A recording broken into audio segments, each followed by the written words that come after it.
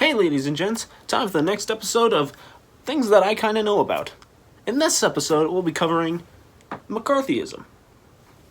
Now what is McCarthyism? McCarthyism is a phenomenon that took place in the early 1950s during the Second Red Scare.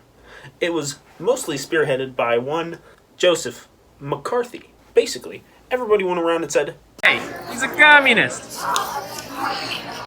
"Hey, you're a communist." And of course, you can't have that. Can't have that. And by that I mean communists in the government. Joseph McCarthy even said, well, hey, I got this big list. And I'm not going to show you the list, but be assured, there's like a lot of communists. Those unlucky enough to be targeted by Big Joey were usually blacklisted.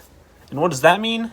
It means no job, no loans, and probably no friends, because nobody wants to be friends with a communist scumbag. People really did not like communists back then. I mean, even now, we still don't like them, because, when has mocking the CCP ever gone wrong? But, I mean, come on, dude.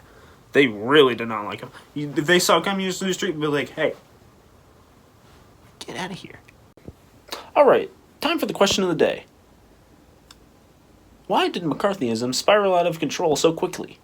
Well, it's time to do a bit of learning. One of the main reasons was affirmation of beliefs. I mean, Joseph McCarthy walks up, he's like, I have a list of communists. And then everybody else would say, oh yeah, I already thought communists were bad, but now I know they're bad.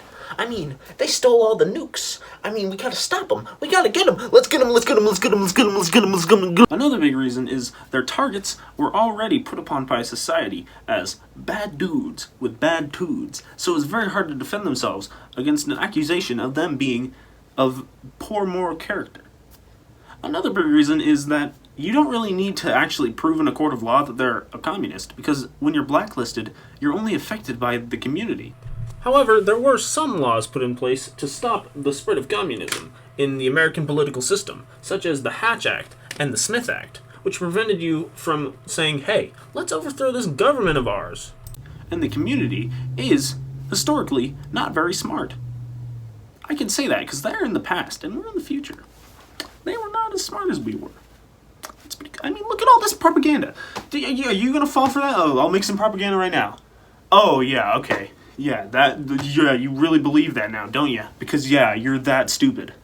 See, that's funny, because I just accused them of putting people in groups, and I just put them in a group. Isn't that so funny? Possibly the biggest issue is Eisenhower couldn't really do anything. He had his hands tied.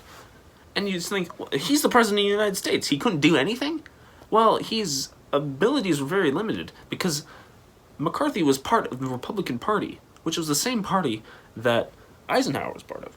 And if he was like, McCarthy, no more, he could be deemed soft on communism.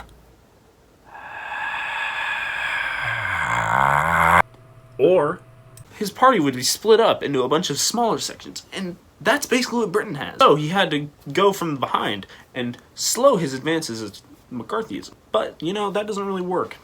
Because, hysteria is not known to be trifled by small actions in the background.